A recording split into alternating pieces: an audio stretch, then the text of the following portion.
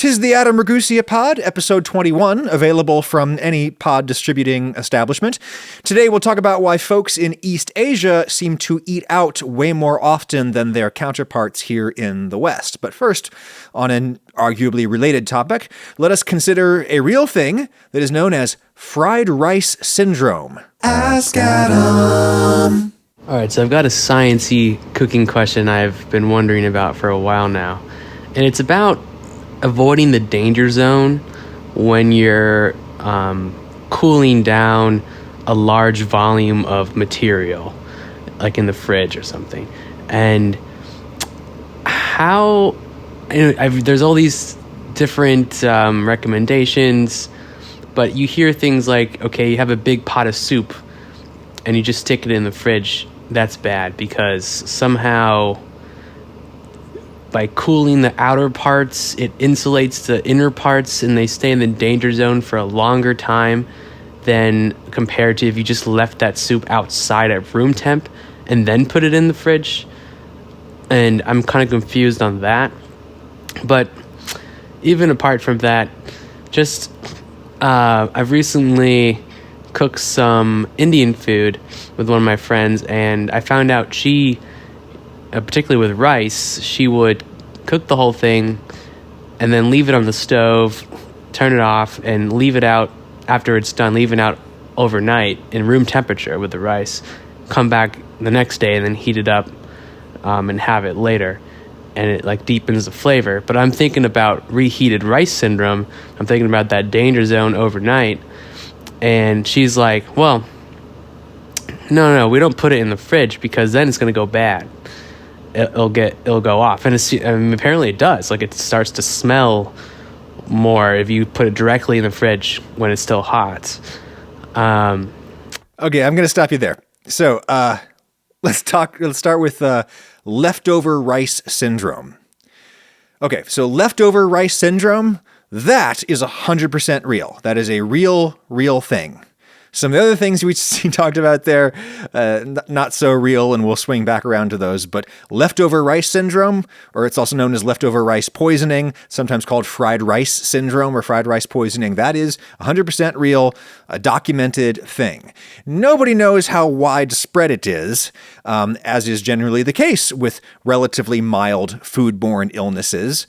People get sick from something that they eat all the time, and they rarely report it to the authorities.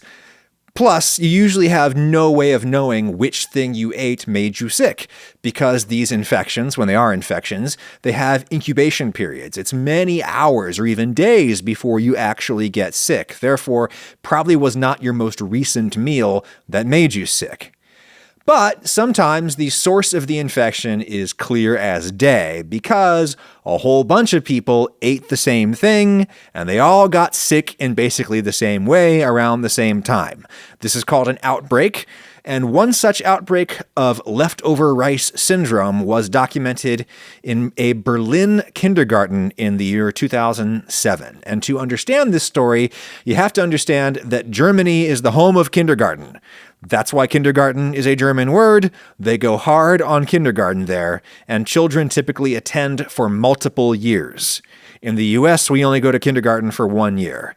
Any kind of school that you have before kindergarten, we call pre-K. And pre-K is not free or guaranteed to all children in the United States, which is one of the greatest shames of our country, and one of the stupidest, most self-defeating, penny-wise and pound-foolish public policies imaginable. Universal pre-K now.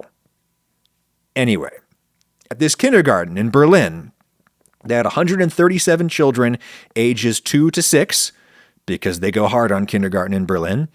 137 children ages 2 to 6, and they all ate the same rice pudding. Rice pudding is a delicious dish that makes excellent use of leftover rice, but this time it didn't turn out too well.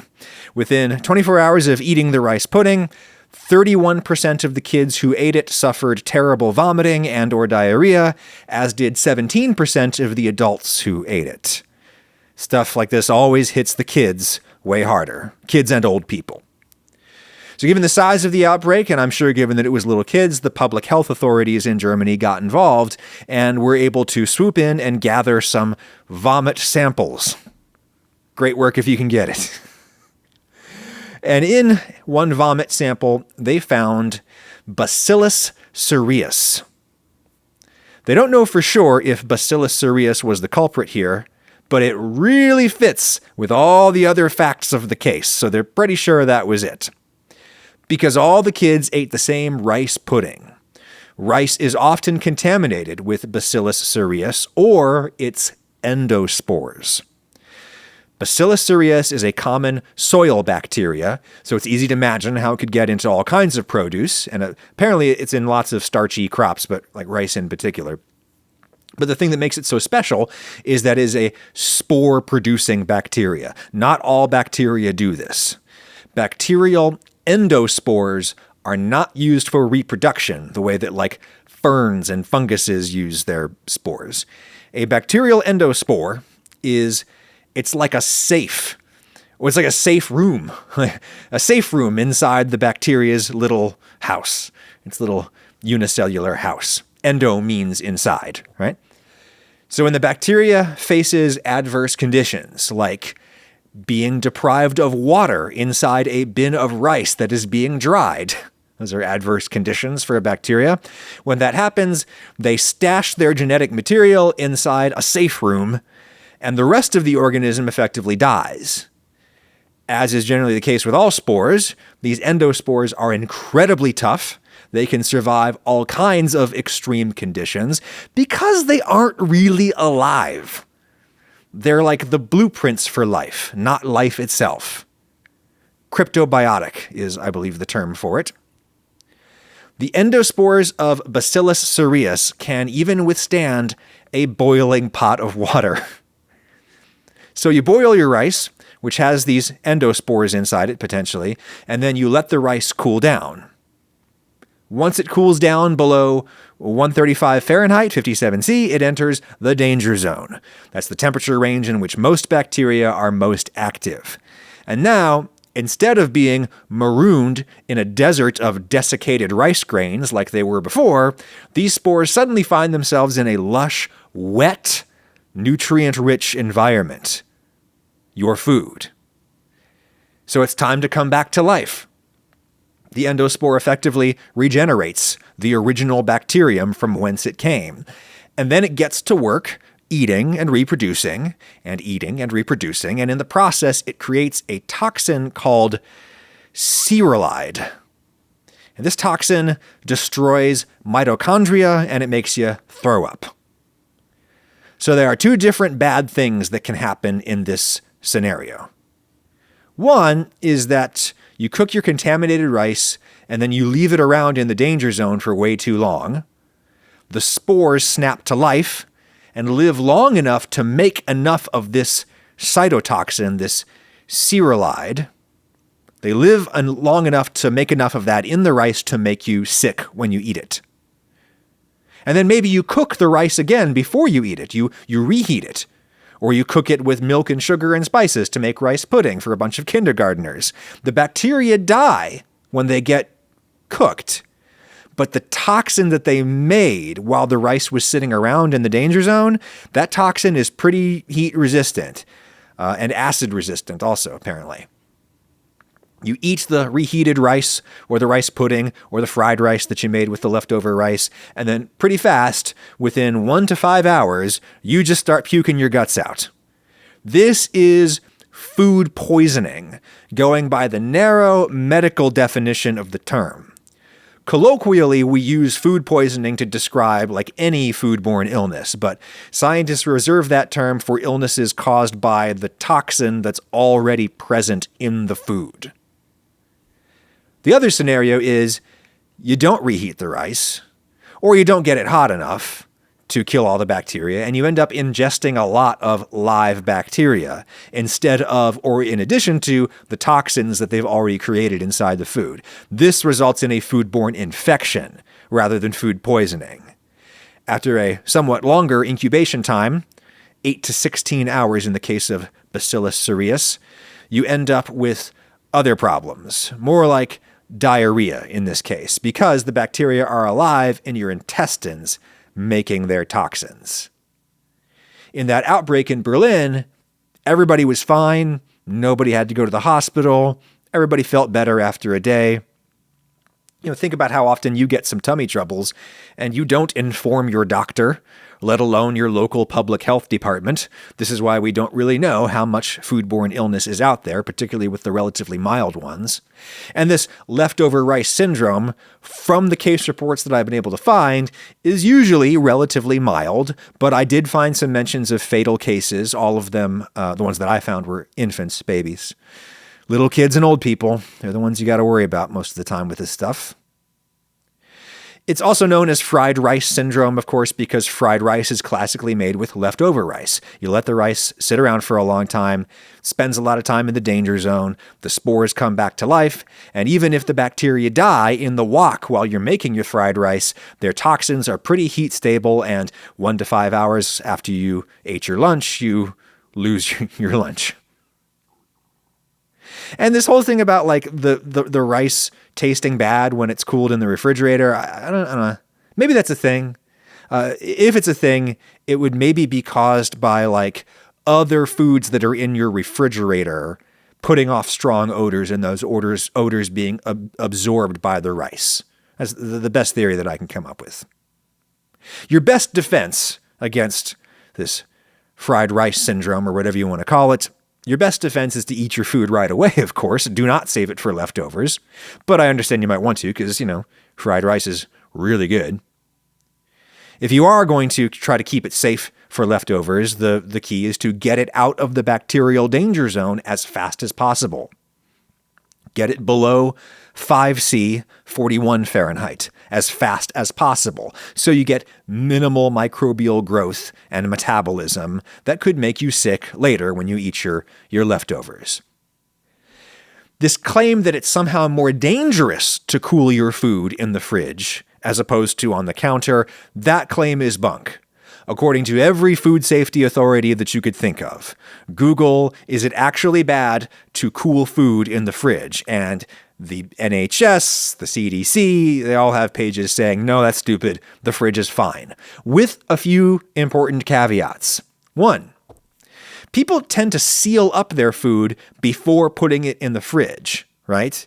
And for obvious reasons, right? For ones that we just mentioned, which is that when sort of stinky air circulates around food, especially food containing a lot of fat, that food tends to absorb those flavors. So you can end up with things in your fridge that taste like other things in your fridge. So we seal things up when we put them in the fridge. And in this case, sealing them up is bad.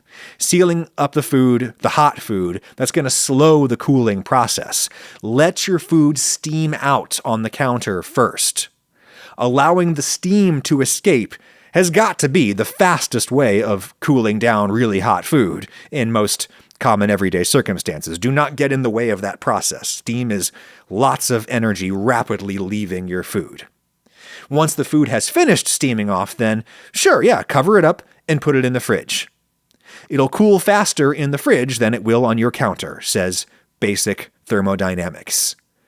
But that still doesn't mean it's going to cool down fast enough to be really safe.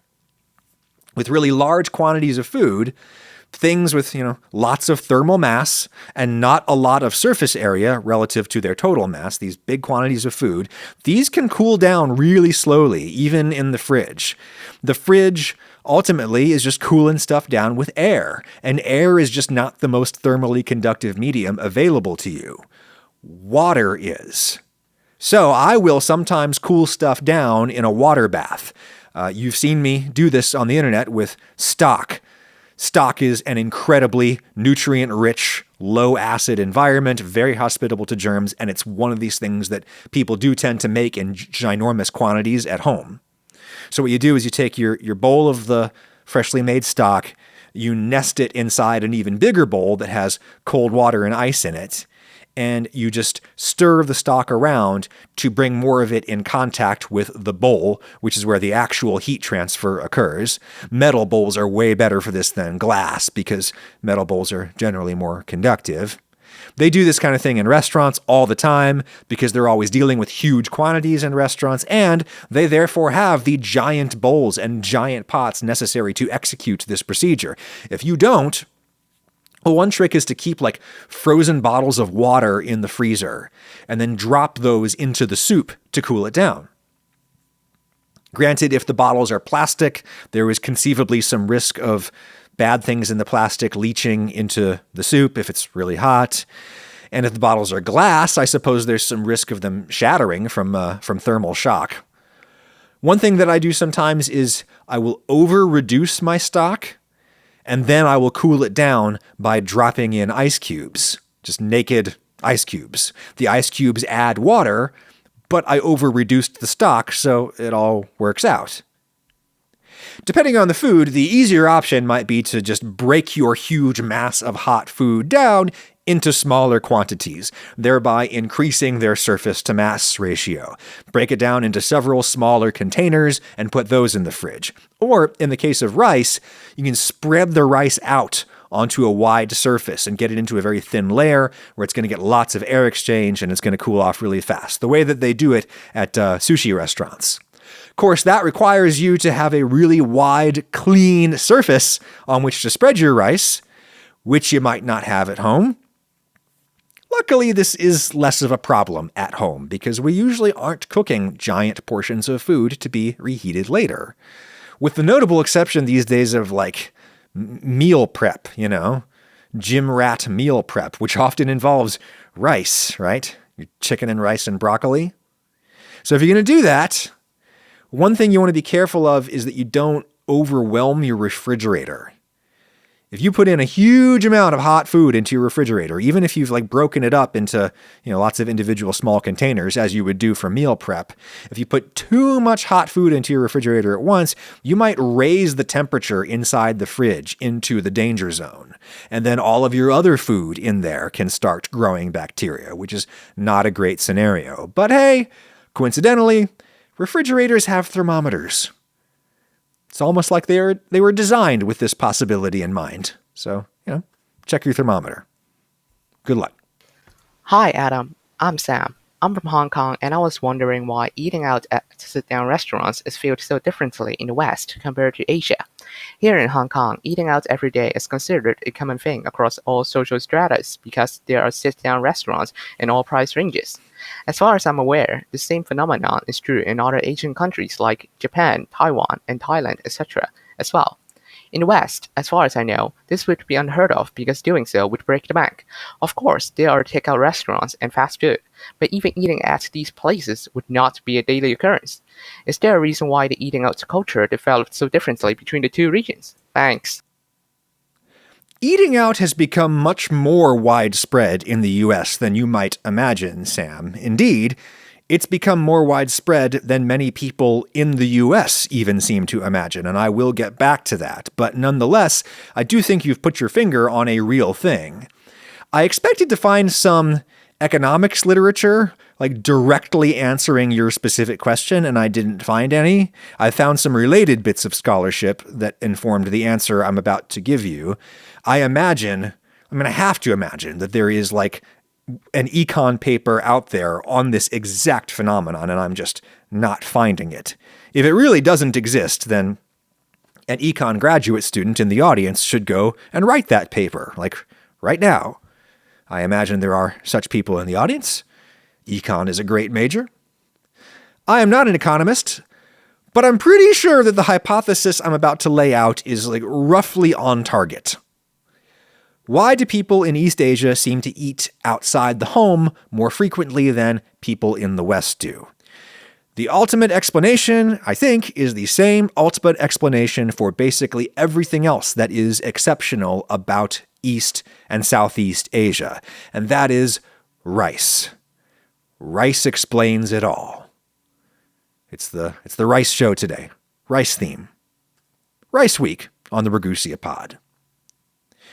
You have probably seen it's called the Valerie Pyrus Circle, like the most famous meme map in the history of the internet.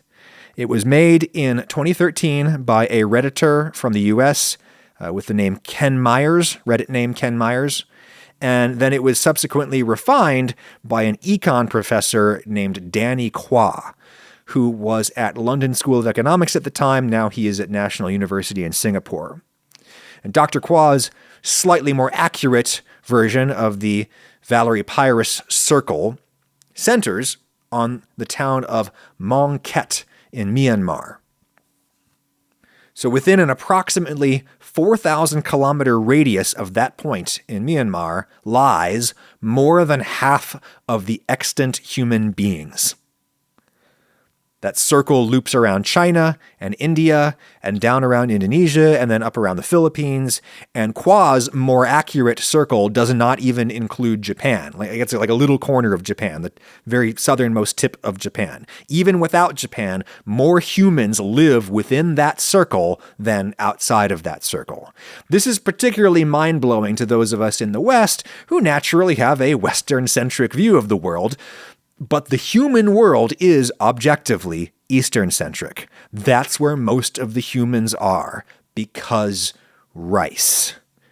Rice is the ideal staple grain, or at least it was the ideal staple grain that was originally available on the Afro-Eurasian supercontinent. Corn, maize, is arguably even better, but only the Americas had that until the Columbian Exchange. Rice yields way more food per acre, or per unit of farmland, than any other cereal crop. Or at least it does when you grow it using wet field cultivation. Paddy fields, right? They had rice in Africa too, but not enough water for flooded field production, except in a few places. Geography in general in Africa is not historically conducive to very high population densities, except for like the Nile and Niger river deltas and a few exceptions like that. East Asia is much more hospitable to large numbers of people living on top of each other, in part because it is hospitable to rice. According to the U.S. Department of Agriculture figures that I found, rice yields about 11 million calories per acre, whereas wheat yields just 4 million calories per acre. Corn yields 15 million calories per acre, but of course we're talking about modern cultivation in the United States in particular, and again, they didn't have corn in Afro-Eurasia until pretty recently, nor did they have potatoes. Potatoes also yield a ton of calories per acre and are surprisingly rich in micronutrients as well, but that's a topic for another day. A defense of white potatoes. In the olden days, you could feed far, far more people with rice than you could with any other crop, if you used the flooded field systems invented in the ancient Chinese river valley civilizations, where the geography is conducive to such things. The geography is also conducive to wet field rice cultivation in Korea and Japan and Southeast Asia and Austronesia, most notably the island of Java. Very rich volcanic soil around the Pacific Ring of Fire, lots of warm, wet weather. You can get 3 rice crops a year down there out of a comparatively tiny postage stamp of land area. Other grains have their benefits, particularly like wheat and barley, because they have gluten, which makes bread possible. But those other grains have to be grown across a much wider area, which leads to much more dispersed populations and much more individualistic societies. Everything about wet field rice production leads to greater population density and greater interdependence. It takes a lot of people working together with a high degree of coordination to build the irrigation channels and to flood the fields at exactly the right time, and then to drain them at exactly the right time, and to bring in the harvest and plant the next crop. You need lots of people living very close to each other in order to pull this off. But the upside is you'll produce more than enough food to feed all those people from a comparatively tiny splotch of land. So, while the story of urbanization begins in Mesopotamia, it really takes off in East Asia. For the last, I think, 4,000 years or so, the balance of the world's biggest cities has been teetering towards that Valerie Pyrrhus circle, the circle that encompasses most of Eastern and Southern Asia. There was a period when cities in the West got way bigger. This is known as the rise of the West or the Great Divergence. Started around the 16th century and exploded in the 18th and 19th centuries with the Industrial Revolutions. The reasons for this are complex and debated and also rooted in geography, as are the reasons why East Asia took a little longer to industrialize. But once it did, modern industry enabled populations in East Asia to explode at an astounding rate because they were already starting with a lot of people there to begin with, because rice. They already had tons of people because rice, and then they industrialized and boom, population exploded. With population density and urbanization comes commerce and economies of scale. It is not efficient for every household to prepare all of its own meals every day. The only reason to do that is if your closest neighbors live, like one farm over, farming their wheat and barley that need a huge amount of space to grow. It is not efficient for every household to prepare all of its meals every day, and it is particularly inefficient in the era of industrial and post-industrial prosperity, where household sizes are way smaller. Because women, when they have economic and educational opportunity, they usually do not choose to have 1 million kids. And extended families usually do not choose to live under one roof when they can afford not to. When mom is cooking for a family of 12, there's some economy of scale to be realized there, one cook, 12 portions. But when mom is cooking for a family of 3, and mom has her own factory job outside the home and can't be minding a pot of soup all day, the economics of cooking at home become much less favorable. Today, the smallest average household sizes in the world are found in Europe, North America, and East Asia. According to the most recent United Nations report on this topic, average household size in China is now 3. 2.5 in Japan and South Korea. Those numbers are comparable to the household sizes in the wealthy West. And at the same time, population densities in East Asia are off the charts, particularly compared to the United States. In urban China and Japan and Korea and such, you have way, way more people living in much less space. And you have the same tiny households that we have. These are conditions highly conducive to centralized food preparation. One eating establishment can effectively feed a lot of people in these conditions. And furthermore, you have in East Asia arguably a more collectivist culture going back thousands of years to the highly coordinated labor required to pull off wet field rice cultivation. I will say that the old individualistic West versus the collectivistic East paradigm of thinking about the world, this is not uncontroversial. That used to be the widely accepted view in the West, at least, but lots of people challenge it these days. There are deeply rooted individualistic and collectivistic traditions in both latitudinal poles of human civilization. But personally, the notion that East Asia has a more collectivist mindset compared to the United States in particular, that seems roughly right to me, and would be the natural result of the differences in settlement patterns alone, right? Population density is just so low in the United States, and unsurprisingly, the prioritization of individual liberty, I'll say the fetishization of individual liberty in the United States, that is strongest in the rural and suburban parts of the United States, or exurban parts of the United States, which explains the contemporary political map of the U.S., where most of the land area is filled with Republican voters, and most of the population centers, those are filled with Democratic voters. And Democrats generally favor collective solutions to social problems. Urbanism itself is a kind of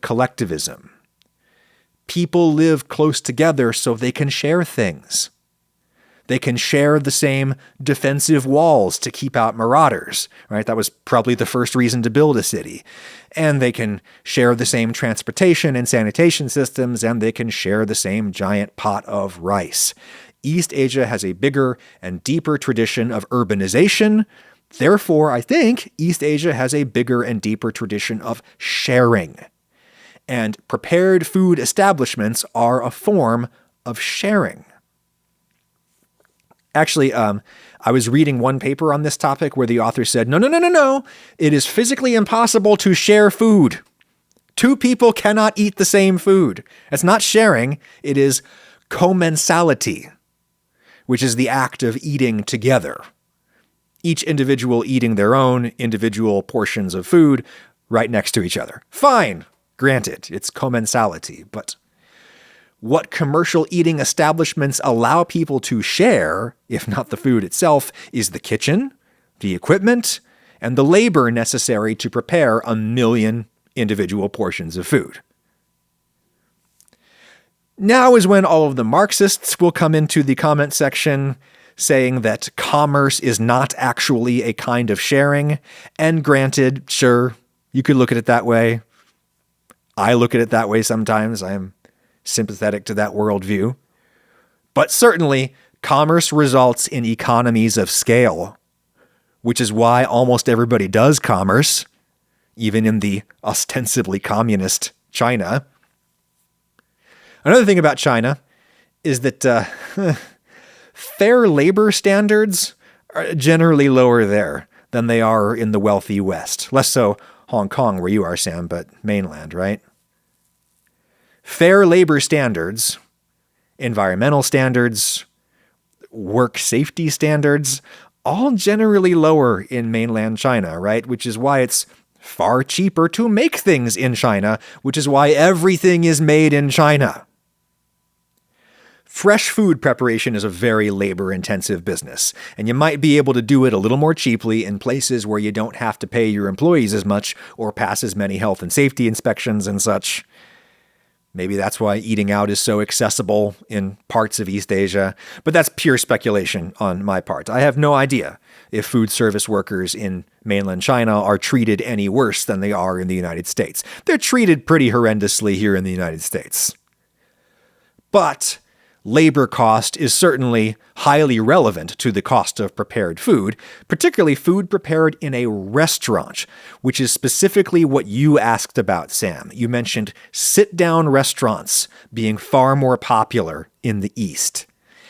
And as we established in a recent video where we interviewed Dr. Rebecca Spang at Indiana University, she's a historian of restaurants, the term restaurant was originally popularized to describe a particular type of eating establishment where you sit down at your own table and you order what you want off a menu whenever you want to order it instead of at one time when dinner is served.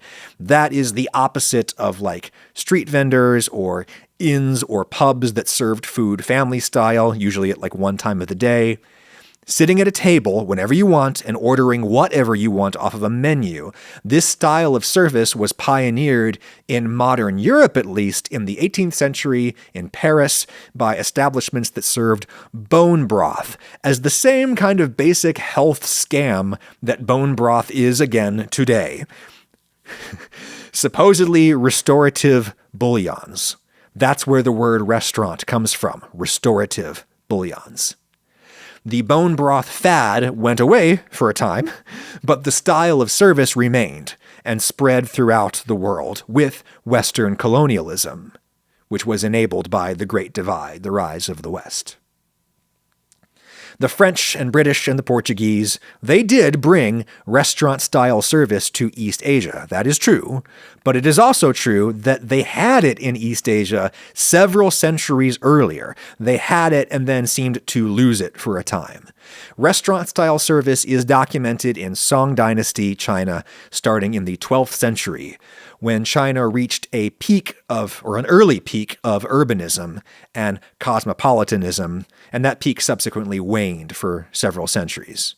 Anyway, sit-down restaurants. Sit-down restaurants are particularly labor-intensive. You need like waiters and stuff, so maybe cheaper labor in the East means cheaper restaurants. Labor is definitely cheaper in parts of the urbanized East compared to the urbanized West, but that's not really the case in like Japan, for example. Everybody eats out in Japan all the time, despite labor being incredibly expensive in Japan. Everything is expensive in Japan, which is one reason everybody works so damn much in Japan, and the fact that everybody works so damn much in Japan is certainly one reason everybody eats out in Japan all the time. They have no time to cook. They're all down around the office buildings all day. Got to eat somewhere. Anyway, all of these trends are occurring here in the United States as well, which is why we are also eating out all the time. I'm not sure if we eat out as much as you do where you live in Hong Kong, Sam, but we are eating outside the home more and more and more in the U.S. According to a 2018 report from the U.S. Department of Agriculture, the share of daily calories consumed outside the home here rose from around 17% around like when I was born, around early 80s. That rose to 34% around the year 2010, which is the last data available. And I think we can reasonably extrapolate it's got to be above 40% right now. 40% of all calories in the United States are consumed outside the home. Most people here eat at least one meal outside the home every day. It just might not necessarily be at a sit-down restaurant. There are cheaper places where working class people eat out all the time, like drive-through fast food restaurants, sure, but also just like stores, convenience stores, Walmart, Dollar General. You buy a prepackaged shelf-stable bag of chips or whatever, and you eat it at work or in the car. I did a video some years ago asking what's the point of cooking anymore now that prepared food has become so cheap and so available thanks to industrialization and commerce. And lots of people in the comments on that one accused me of expressing a socioeconomically elite view in that video. I think that I do express a socioeconomically elite point of view in most of my videos, but not really that one. Poor people are eating out more and more outside the home. Poor people and rural people. This is one reason obesity and metabolic syndrome afflict poor people disproportionately. One of the greatest changes in the landscape of rural America that I've noticed over the course of my lifetime has been the rise of Dollar General. Like, get out of the cities, drive around where your food is actually grown, and you will see these little yellow Dollar General stores just freaking everywhere in rural America now. And what's inside the stores? Prepackaged, ultra-processed food that's cheaper than the fresh food you could prepare yourself, at least when you factor in the opportunity costs involved in taking the time to cook, as opposed to doing something else with your time. Now that men and women work outside the home almost equally, the opportunity costs of being in the kitchen to boil a pot of beans for 3 hours, those costs are much higher. Cooking is becoming a luxury recreational pastime for the elite. Hence, my success on YouTube, making cooking content for a broadly elite demographic of people whom advertisers want to reach. I still find it to be a very fulfilling career. I still think the things that I make help to make the world a better place. I think informational, educational content is a massive net positive in this world. It is a happy coincidence that I can also make an excellent living by producing this kind of content because my sponsors want to reach you via me. Take, for example, the sponsor of this episode, 80,000 Hours. 80,000 Hours is a nonprofit that's all about helping you to find a career like mine. A career that helps you pay the bills, but is also good for the world. On average, your career is 80,000 hours of work. Do you just want to make money in those hours, or do you want to do something that also makes the world a better place? 80,000 Hours is here to help you find a fulfilling career that pays your bills and does good. Go to their website and check out all of their research on different career paths, all their research on the biggest problems facing humanity today, and how your career could help address some of those problems. There's a great resource on helping you to choose the right college majors and graduate programs. For example, if you are interested in any of the social sciences, and if you've listened to this far, my guess is you are interested in at least some of the social sciences, well, 80,000 Hours recommends going for a graduate degree in economics, even if econ isn't particularly your thing. A doctor of econ can easily slide right over into nearly any other social science that they might want to study. You could use those skills to answer, definitively, why East Asians eat out more than Westerners do. You could answer that question with actual science, instead of just speculating for half an hour like I just did. Because I'm a monkey with a microphone and not an economist. A Doctor of Econ is also a degree that makes you very employable in the private sector, should you choose to go there. It's a degree that can get you into the halls of power, where you could do some good if you are so inclined. 80,000 Hours also has a free 8-week career planning course. They have a terrific podcast, lots of resources, all free. 80,000 Hours is a nonprofit. Their only aim is to help you find a fulfilling, high-impact career. So do you and me both a favor. Follow my link in the video description if you're watching this on YouTube, or it's in the show notes if you're listening to the pod. They will send you a free copy of their in-depth career guide. Learn about what makes for a high-impact career, get new ideas for paths you could take, make a plan based on what you've learned, and put it into action. This will also sign you up for their twice-monthly newsletter with high-impact job opportunities, updates on their research, lots of good stuff. Go to 80,000hours.org/Ragusea to start planning a career that is meaningful, fulfilling, and helps solve one of the world's most pressing problems. That's 80,000hours.org. 80,000 is spelled or rendered numerically, right? So it's 80,000hours.org/Ragusea. Link is in the description or show notes. Thanks, 80,000 Hours. Hey, Adam. This is Wally Shed, Portsmouth, New Hampshire. Probably a little older than your typical demographic based on things you said, which lends itself to me asking kind of a dad question. What's next for the burgeoning Ragusea empire? Maybe a cookbook, although I've heard you kind of talk with disdain about cookbooks, but maybe that means you could bring something new to it. Or, kind of the classic thing that we see with food channels is travel and food, and maybe giving you ideas for future recipes or things. Just kind of curious as you seem to be looking to try out new things. Thanks. Bye. Aw, check out old Wally. Kind old Mr. Shed, looking out for the boy's future. What are you gonna do with your life, son? That actually is very sweet, Wally. Thank you for asking, and thanks for your interest. Yes, I have been approached by many publishers and editors and agents about doing a cookbook, especially since Joshua Weissman's book hit it so big. What is he, 26 years old? And he's a New York Times bestseller. He has really proven that it's possible for a YouTube cook to sell books to people other than their existing fan base. So yeah, there's a lot of interest in the industry now for people like me to do books. And I still don't really want to. First, because I don't think that my cookbook would be nearly as successful as Joshua's. I'm not Joshua Weissman. I am neither young nor cool. Nor do I have almost 7 million subscribers, though I did just pass 2 million subs, and I would like to thank everybody for that. That's a milestone that should not go unacknowledged.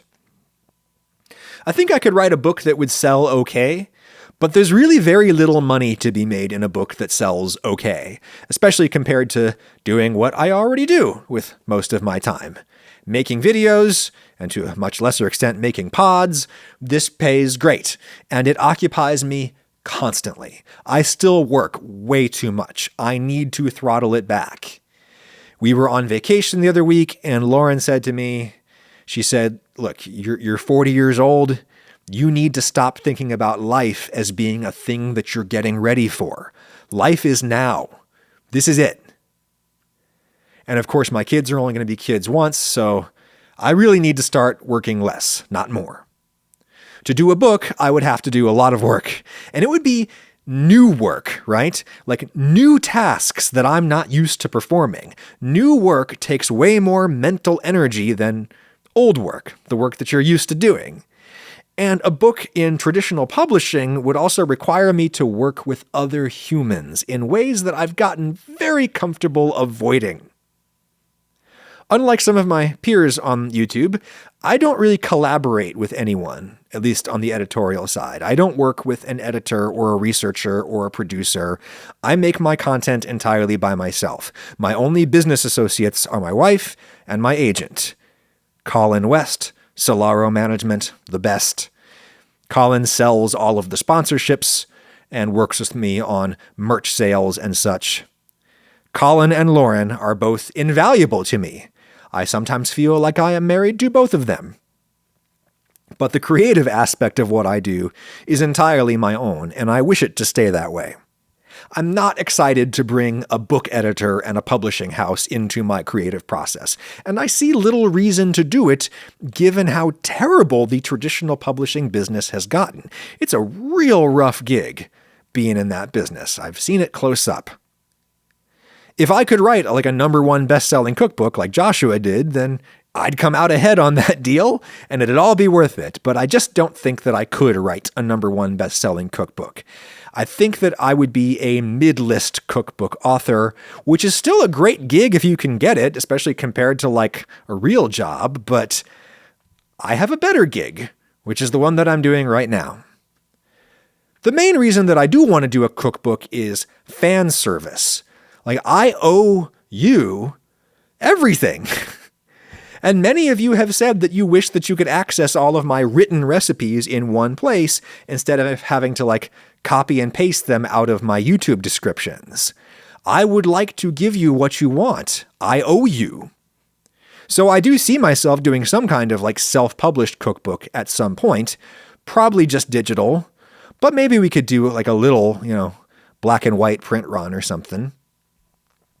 The main reason I haven't done that yet is I would feel obligated to go back through all of those and edit the recipes pretty heavily, especially if I plan to charge any money for the product. I know those written recipes are full of typos and errors because I hate writing down the recipes. So I do it as fast as possible because I really hope that you don't actually follow the recipes.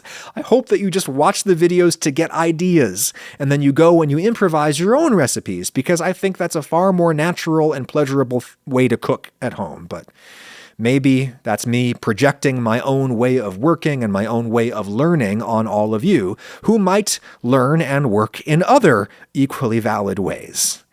Anyway, Wally, I suppose all of this points to my broader answer to your question, which is that I hope my professional future involves less, not more. I added the podcast because I really wanted to make it, and I had sponsor interest for it. And my hope is to eventually do fewer videos, which will leave more time for podcasting. Podcasting is way easier, at least making this kind of podcast, and it's much more portable. I absolutely do want to travel more, Wally. And you can podcast real easily from like any hotel room. I could absolutely see my channel morphing into a more travel-focused channel. I had hoped to travel monthly for videos back when I first quit my day job. I guess that was a couple years ago now. But then, of course, COVID happened. I feel reasonably safe to travel now, but the airline industry is in such shambles at the moment, and you can't be making arrangements to go and do a shoot in Istanbul or wherever and then reschedule all the people that you had, made arrangements to talk to at the last second because your flight was canceled for like no good reason. And I can't be getting stranded in Istanbul because my flight home was canceled. I need to get back home to help take care of my young children, who are the other reason I don't travel more. But, they won't be young forever. I'm playing more music lately. I bought drums. I have drums for the first time in my entire life. This was, for me, the main goal of growing up and getting a good job and getting a detached single-family residence with a basement where I can have drums. The drums were my ultimate goal all along, and now I've realized it. Having a blast in my little drum closet in the basement. But that's just for my own pleasure. I think my chance of making records has passed. Even if I was good at one point, I'm old now, and nobody cares about music by old guys. Old guys should not be making rock and roll, except for their own enjoyment. That is my position on that. I have no particular desire to grow the Adam Ragusea empire. Mo money, mo problems, a wise man once said, especially in media. The bigger you get in media, the bigger target you become. The bigger target for haters and harassment and threats and extortion. I've dealt with all of that, and I can only imagine how much worse it would be if I graduated from micro-celebrity status to actual celebrity status. No, I probably don't want to be on your TV show. I will tell you this now, only because it's the end of the show and I doubt that very many people are still listening. I got a DM from a casting agent asking me to be on an upcoming Gordon Ramsay reality competition program.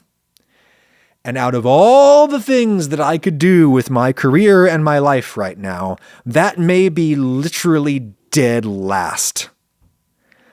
I want nothing to do with any part of that. The gamification of cooking is everything I stand against. It's part of the broader problem of cooking becoming a douchey expression of individual prowess rather than being an act of service or an act of self-care. If I ever get involved with any actual cooking competition program, it will only be something that's really good-natured and positive and sweet and low stakes. And Gordon Ramsay is none of those things. At least his TV persona is none of those things. He might be a lovely human in real life, but I was being asked to engage with his TV persona in particular. And to that I say emphatically, nope. Apart from the fact that I make too many videos per week, I really am living the dream right now. I'm doing exactly what I want to do, a very comfortable level of fame, enough fame to make me feel like I'm doing something, and enough to help me make a great living, but not so much that it's like out of control. And I'm 40. I am halfway through life. And like most people, I hope that the second half of my life is quieter than the first. Part of me wants to go super hard and make a ton of money and invest it into a bunch of businesses so that I could be like a really positive force in the world, so that I could give a ton of money away or engage in a lot of like social entrepreneurship to support the things that I want to see in the world, but I'm just not that guy. The most likely scenario for my future is that I'll keep doing what I'm doing. Maybe I'll do some more, music and travel related content, but I'll probably reduce my publishing schedule at some point pretty soon. And when my following reaches its inevitable peak and decline, hopefully I will have saved enough money that I can gradually, gracefully bow out instead of embarrassing myself as I scratch and claw to stay at a party where I am no longer particularly welcome. I see you. I see the next generation of food video makers. I see them on YouTube. I see them on TikTok. They're going to kick my ass. They're going to outdo me, just as I think I outdid some of the people who came before me. Such is the natural order of things. To everything there is a season, turn, etc., and I am all about seasonality. But my time to die is not yet upon me, which is why I appreciate you listening to this far, those of you who did. I will now reward your fortitude by telling you where you can send your question or comment to the show. I only publish this information at the end of long-ass podcasts so that only my best buddies out there will be able to flood the email box at askadamquestions@gmail. Askadamquestions@gmail. Send me a video file, ideally, but I will take an audio file. I'll check you on YouTube on Monday with a video about the teeniest, tiniest fruits that you've ever done seen. Teeny tiny fruits that you eat all the time, even if you don't realize it. My little USB microscope camera really came in handy on this one. Talk to you next time. Phew.